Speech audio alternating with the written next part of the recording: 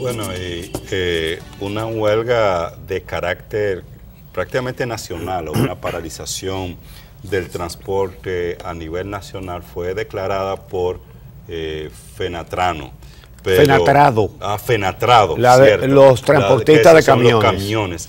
Pero antes de conversar sobre ese tema que ya tú introducías, antes de irnos a la pausa, tenemos un contacto con Amelia Deschamps, que al principio del programa recordábamos, se encuentra en París cubriendo la cumbre Un Mundo, coordinada o convocada por Francia, por el gobierno de Francia, para el financiamiento del cambio climático y ver qué respuesta hay del mundo en esta dirección. Vamos entonces al reporte de Amelia Deschamps desde París. Adelante. Hola, ¿qué tal? Buenos días. Hoy es el gran día de la cumbre convocada por el presidente Macron para conmemorar el segundo aniversario de los Acuerdos de París. Como pueden ver detrás de mí, estoy en la sala de prensa donde se espera que estén aquí involucrados cerca de 1000 periodistas de distintas partes del mundo. Hay mucho movimiento en los alrededores. Se habla de que cerca de 2000 actores estarán congregados aquí durante la tarde, sobre todo que es cuando se realizarán las sesiones principales con los jefes de Estado y de Gobierno, representantes de gobierno, sectores económicos que buscan reimpulsar las iniciativas y los compromisos financieros públicos y privados para apoyar proyectos que tienen que ver con la disminución del calentamiento global y que tienen que ver precisamente con el cambio climático. Se calcula que además de estos 1000 periodistas, que haya una gran concentración de personas debatiendo sobre este tema. En estas reuniones de lo que se ha estado hablando es de herramientas prácticas que busquen identificar los fondos necesarios para apoyar estos proyectos que ayuden o contribuyan con la disminución del calentamiento global. A partir de ahí, digamos que el impulso tiene que ver muchísimo con la inserción del sector privado y qué pueden hacer los gobiernos para que el sector privado pueda interesarse en este tipo de iniciativas. Hay que decir que la mayoría de las naciones que han mostrado ejemplos apuestan hacia la energía limpia y por tanto cada vez hay más incentivos hacia la energía renovable y hay un mayor apoyo hacia la disminución del uso del carbón como productor de energía. Ojo ahí con el tema de la República Dominicana. Hoy precisamente el comisario europeo de Acciones por el Clima anunció, Miguel Arias Cañete anunció 100.000 millones para los países en desarrollo. Además, la encargada de proyectos de desarrollo del Banco Mundial dice que es inaceptable que sigan existiendo subsidios a proyectos que usen combustibles fósiles, mientras se calcula que en este momento cerca de 220.000 millones de euros se dedican a subsidios de gas, de petróleo y de carbón, que es prácticamente el doble de lo que se dedica a la energía renovable. Hoy se han identificado durante toda la mañana en una serie de sesiones mecanismos que ayudarían a incentivar al sector privado a que invierta en este tipo de proyectos.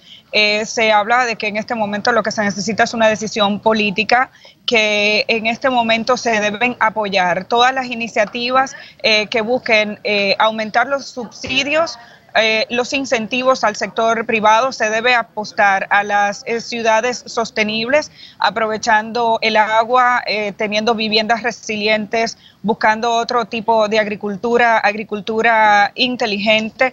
También se ha hablado desde Japón, por ejemplo, se explicó que muchas de sus iniciativas y de sus financiamientos están relacionados con los estudios del impacto del cambio climático en los desastres. Están estudiando la relación entre la ciencia y el medio ambiente y por tanto Japón está apoyando todos los sistemas de alerta temprana. Esto es importante por el tipo de vulnerabilidad que tiene la República Dominicana, las condiciones climáticas que tenemos como país, porque en el día de hoy las expectativas están centradas precisamente en cómo se lleva a la práctica todo lo que se anunció hace 2 años en los acuerdos de París. República Dominicana como un país que está ubicado en una zona bastante vulnerable, obviamente tienen los ojos puestos en el tipo de incentivos, de apoyos económicos que puedan derivarse de manera práctica de los acuerdos del día de hoy. Hay mucha seguridad, muy poca información sobre la manera en que se llevarán a cabo las reuniones durante la tarde y la noche de hoy. Se espera que la jornada se prolongue hasta las 9 de la noche. Los medios de comunicación tenemos un movimiento, digamos que un poco restringido, y hasta ahora se sabe que fueron invitados unos 100 jefes de Estado y de Gobierno, y se estima que más de la mitad confirmó, aunque la cifra no se le ha entregado, la cifra oficial, a los medios de comunicación. Básicamente, en ese sentido han girado las conversaciones en el día de hoy, con la participación de importantes representantes, entre ellos, por ejemplo, el presidente de la COP23, que hoy enumeró una serie de iniciativas que considera interesantes para poder impulsar esos apoyos financieros. Por ejemplo, mejor acceso a financiamiento público más rápido y menos burocrático, reconocer el papel del financiamiento privado y hacer que haga causa común con el tema del cambio climático. Además, dice que el financiamiento privado llega cuando ve resultados concretos. Financiamiento público y privado tiene que ir impulsando las energías renovables, crear incentivos desde el gobierno para que el sector privado se interese, también reducir los riesgos para que se dediquen fondos a estas acciones y reforzar la economía del siglo XXI. Estos son algunos de los aspectos, digamos que más concretos, que se han discutido en el día de hoy. Insisto en que se está apostando cada vez más a la energía limpia y hacia la eliminación del subsidio de los proyectos que buscan producir energía a través del carbón. Estaremos durante toda la jornada de hoy dándole seguimiento a este tema. Esta tarde y noche se producirá la reunión con los jefes de Estado y de Gobierno y se esperan resultados positivos relacionados precisamente con el financiamiento de los proyectos que busquen impulsar los acuerdos de París de una manera concreta en asociación con el sector privado. Ahora regreso con ustedes al estudio desde París. Bueno, gracias. Bueno, gracias, Amelia. Interesantísimo lo que se está debatiendo en Francia, en París, con este tema del cambio climático, que tiene efecto para la República Dominicana. Y un gran servicio, sí, que nos mantengamos informados acerca de este asunto para entender que no es por embromar la paciencia que aquí mucha gente se ha opuesto a las plantas con carbón. Sí, sí. Bueno, rápidamente, un estado, un país en este planeta, si no tiene capacidad para mantener el orden público, es un estado que está dando una muestra más, perdón, de disolución. Eso se perdió hace mucho tiempo. Aquí cualquiera puede obstruir el tránsito y no pasa absolutamente nada.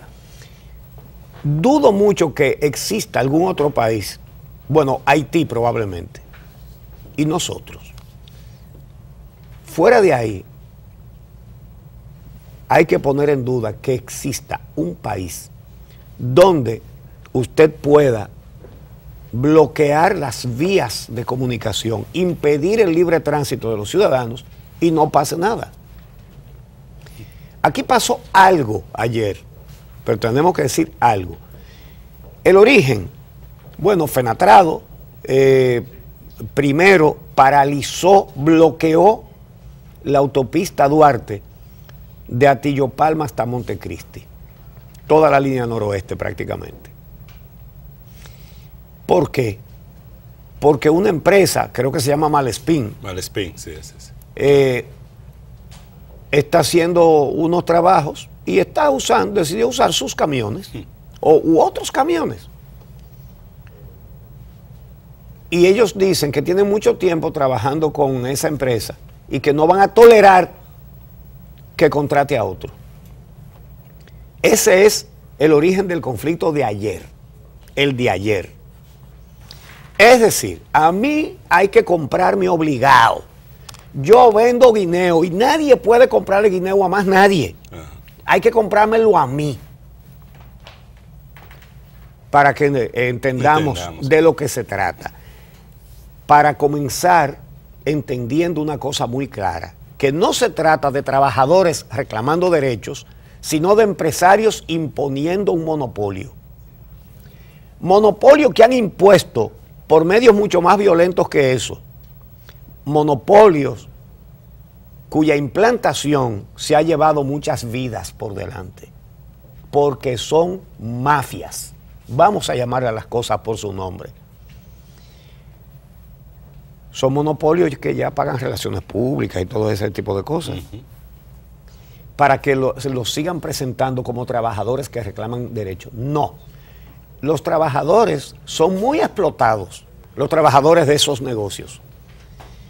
Y los dueños cometen un fraude cuando se llaman federación, como si fueran trabajadores. No son trabajadores, son empresarios, monopolistas, y además establecen esos monopolios a sangre y fuego, ante la vista de las autoridades.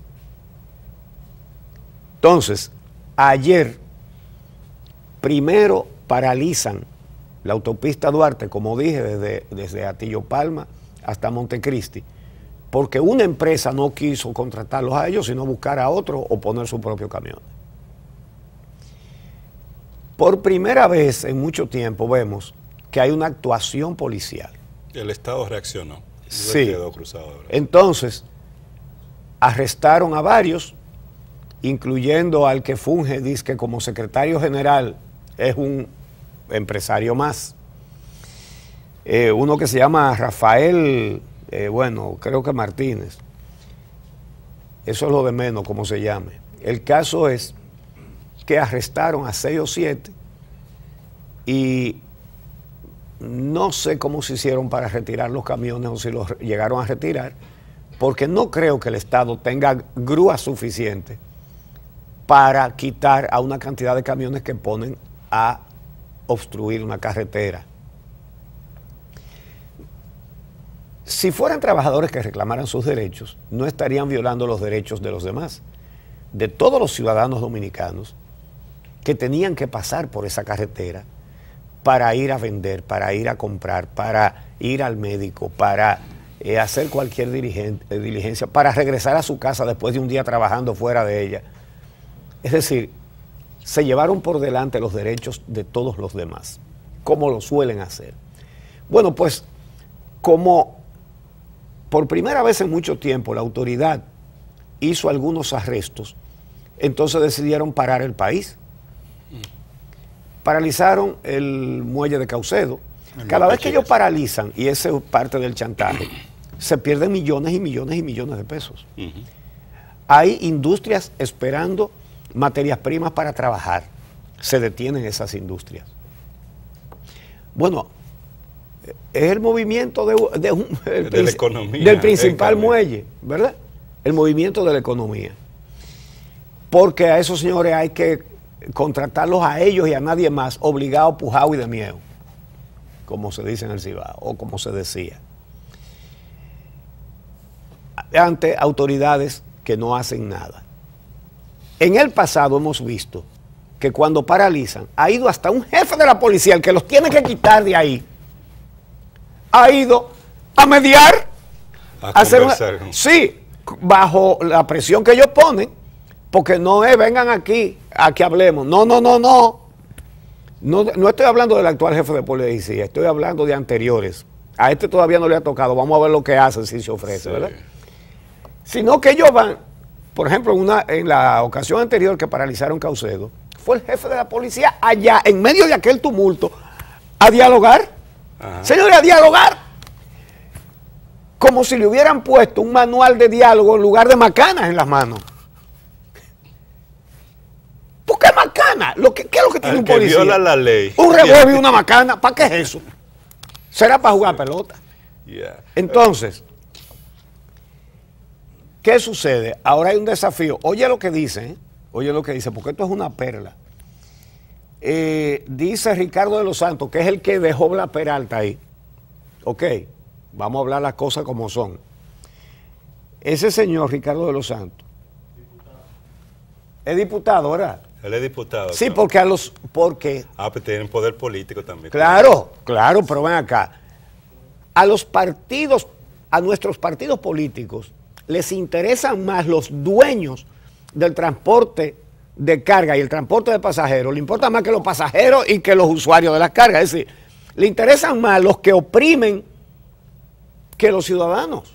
Porque eso aportan dinero en la política. No, y otra cosa aportan, que llevan gente a los mítines en esos vehículos. Entonces ya eso le da un derecho a través de los partidos políticos que no pueden estar más podridos a ellos aplastar a todo el mundo. Y por eso hemos visto jefes de la policía que han tenido que ir a hablar con ellos a los tumultos. Pero van a hablar porque nosotros pasamos... Oye esto. Dice ese señor Ricardo de los Santos, honorable diputado, empresario poderoso, multimillonario, como lo son todos los directivos de Fenatrado. Ese es el presidente de Fenatrado. Sí, el que dejó Blas Peralta. El que dejó Blas Peralta. Entonces dice él... Ese es el que está en imagen, míralo ahí. Ese. Exacto. Entonces dice él que paralización nacional y dice, y no tenemos fecha para reiniciar nuestras labores. Es una amenaza al Estado, a toda la sociedad, pero directamente al Estado. No tenemos fecha para reiniciar nuestras labores en puertos y otras áreas en las que prestamos servicio. Tenemos casi 30,000 camiones y todos están parados hasta que se resuelva el inconveniente. El inconveniente es que hay una empresa que quiere usar a otro. Ese es el inconveniente. Entonces, y por eso nadie puede pasar por donde ellos decidan que nadie va a pasar. Y el Estado no puede, señores, no puede. Un Estado que gasta tanto en botellas y en corrupción, no puede, no tiene medios. Entonces, dice el señor Ricardo de los Santos, que ayer conversó, lo estoy leyendo en el listín, que ayer conversó por teléfono con la directora del Intran, Claudia Francesca de los Santos, y se reunió con el subdirector de la policía, pero que no se llegó a ningún acuerdo. Pues, ¿qué diablo de acuerdo va a haber con la gente que están tapando la cosa y que tienen parados los muelles? Es decir, él dice, yo le pongo el cuchillo en el cuello y ahora usted tiene que hablar conmigo. Eso es todo. Y el acuerdo es complacer las demandas que hace ese sector, sí, no es otro. Porque si no, no tienen fecha para dejar que se circule. Claro. Entonces, dice él, hasta ahora no parece haber ninguna solución en la mano. Nosotros estamos esperando y abiertos al diálogo. Así. Ese a usted le dice, le pone el cuchillo en la garganta y le dice, yo estoy abierto al diálogo, mira a ver, ¿sí o no? Oye, que ese es un problema que se ha dejado crecer demasiado en este país. Son décadas ¿por qué se ha dejado de un crecer? Monopolio en el sector transporte. Aquí en el transporte de carga, pasa también el transporte público, en el transporte de pasajeros. Y es un problema que no se ha enfrentado nunca. Aquí hay gente que todavía cree, porque los medios de comunicación hemos contribuido a que se difunda esa mentira, que se trata de una federación de trabajadores. Sí. Señores, los choferes no son dueños de esos camiones. Claro, eso te iba a decir. No, los peones que van adentro, esos no son son los dueños. Ahí presentamos imágenes de la protesta ayer en Atillo Palma y los rostros que veíamos ahí, que eran de los camioneros, esos no son los dueños de los camiones. Esos son los choferes. Los dueños de los camiones son políticos, como ya tú hacías referencia, militares, gente de dinero que ha invertido en ese sector, sí. Y por eso, ante cualquier expresión de terror, porque es una expresión de terror esta que suelen hacer, hay que irse a sentar con ellos, porque son gente que tienen poder económico, tienen poder militar, tienen poder político, además de controlar casi todo el sistema de transporte. Es decir, estamos hablando de 30,000 camiones, mira. Eso por sí es un poder. El otro día, algunos políticos, algunos legisladores precisamente, sería bueno averiguar si ese estaba entre ellos, criticaron al jefe de la policía, legisladores del partido de gobierno, criticaron al nuevo director de la policía porque dijo que a la policía le hacen falta más recursos para poder hacer una labor de patrullaje y vigilancia eficiente que pueda controlar el delito. la verdad. Porque alguien puede discutir eso, pero lo que ellos nos dijeron, no, eso no es verdad. La verdad es que hay recursos y ellos no lo hacen. No. Que él no debió decirlo, es lo que dicen. Es decir, que la verdad no conviene. Esa fue la crítica, que no debió decirlo. Sí. Y la verdad es que hay mucha falta de recursos. Recordemos, aquí, por una exigencia que hacían los dueños de las guaguas de pasajeros y de los carros de pasajeros, enfrente de este canal, que es el centro mismo de la ciudad de Santo Domingo, en la 27, con Máximo entre Máximo Gómez y Ortega y Gasset, decidieron ponerse ahí y paralizaron la capital un día completo.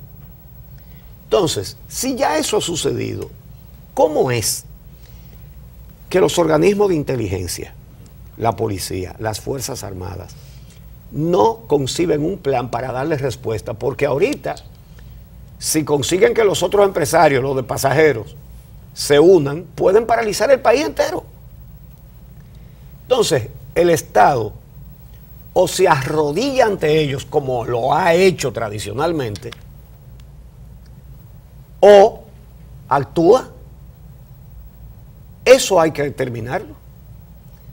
El Estado, que gasta en tantas cosas innecesarias, debería comprar una cantidad de Gredar o Comesola que quite los camiones cuando estén tapando una cosa. Sí, como le hicieron a un chofer de Concho un día, cuando estaban haciendo aquí la 27, yo no sé si tú recuerdas eso, que el tipo se paró en el medio de la esquina con el policía de tránsito enfrente, obstruyendo el tránsito y los bocinazos, como estaba eso cuando estaban construyendo. Y después de muchos bocinazos y decirle que se quitara, y el tipo dijo que no se quitaba, un operador de una Comesola lo cogió, levantó el carro, lo quitó y lo puso en otro sitio. Que eso colmó las aspiraciones de muchos dominicanos, porque cualquiera hubiera querido ser el operador de esa Comesola. Bueno. Entonces, ¿cómo es que aquí no hay un plan para enfrentar eso?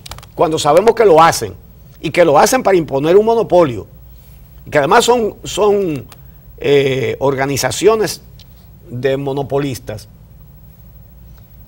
que no se les aprieta el pecho para hacer correr la sangre, como ha corrido. Señores, pero hay 3 de ellos sometidos, enfrentando juicios por asesinatos. Encarcelados. Oye, uno que iba a ser seguro diputado del PRM, otro que iba a ser seguro diputado del PLD y otro que iba a ser probablemente diputado del PRD, transportistas, y hay 3 presos por crímenes de sangre. Lo que hay que preguntarse es si los encargados de implementar ese plan para enfrentar este tipo de situación no son dueños de camiones también, porque es una situación que se puede estar dando, o de unidades en el transporte público. Entonces, un Estado, miren, aquí, un grupo, por ejemplo, en cualquier comunidad que esté cerca de una carretera, no tiene agua y reclaman un derecho legítimo, pero lo reclaman tapando la carretera, pisoteando el derecho de todos los demás. Sí. Y óyeme, y eso no pasa nada. Nadie es sometido a la justicia por eso, nadie, por hacer eso. Entonces, un Estado que no tiene capacidad para mantener las vías despejadas, para impedir que obstruyan las vías, no es Estado ni es nada. Esto es un corral. Un corral es lo que tenemos aquí, donde los chivos dicen, no, es aquí que vamos a comer hierba, y nadie lo puede quitar de ahí. Es decir, chivos sin ley. Para esos chivos no hay ley. Bueno. Aquí no hay ley, no existe. Esto es un Estado en disolución. Y mientras los partidos sigan postulando monopolistas a defender esos intereses, que hay que comprarle a ellos obligado, y si no paran el país. Mientras los partidos sigan postulando eso y las autoridades incapaces de aplicar la ley, esto va de mal en peor.